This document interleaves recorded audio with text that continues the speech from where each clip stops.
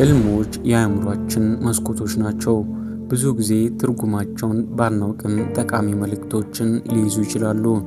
ዛሬ የተለመዱ 5 የህልም አይነቶችንና ሊኖራቸው የሚችሉ ፍቺዎችን እንመለከታለን።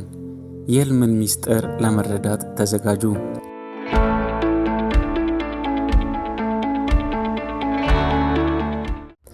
አንደኛ፣ መውደቅ። ከከፍታ ቦታ ላይ እየወደቁ እንደሆነ ማለም በጣም የተለመደ ነው። ይህ ህልም ብዙውን ጊዜ በህይወታችሁ ውስጥ ቁጥጥርን ማጣት ወይም አለመረጋጋትን ሊያመለክት ይችላል። ምናልባት በአንድ ሁኔታ በጣም ተጨንቃችሁ ወይም በውሳኔያችሁ እርግጠኛ ሳትሆኑ ስትቀሩ የሚከሰት ሊሆን ይችላል።